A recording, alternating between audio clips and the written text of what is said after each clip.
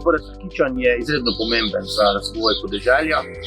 Konec koncev je pri nas tudi študij Management agroživilstva in razvoj podeželja, ki ga izvajamo skupaj, oziroma ki ga izvaja Univerza v Mariboru.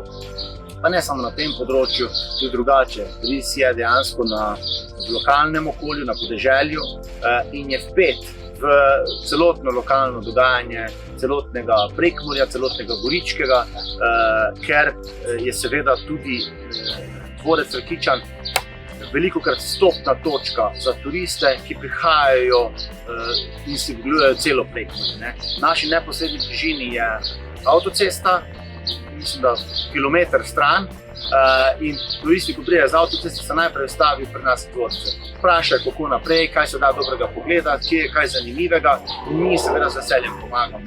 In Dvorec Rakičan kot ta je lahko končna destinacija, lahko pa tudi prehodna destinacija za mnoge druge destinacije oziroma mnoge druge znamenitosti, ki jih naše Prekmurje oziroma Goričko tudi premore in na katere seveda smo tudi mi zelo navezani oziroma smo povezani z njimi in si eden drugemu pomagamo oziroma promoviramo medsebojno. Drugače pa tudi pri regionalnih razvojnih programih mi sodelujemo z našo ekipo, imamo kompetentne ljudi, imamo čez 15 projektnih menedžerjev, ki delajo na različnih projektih, na različnih programih in seveda tudi vse ideje, ki ponicnejo v našem lokalnem okolju, seveda integrujemo v naše projekte.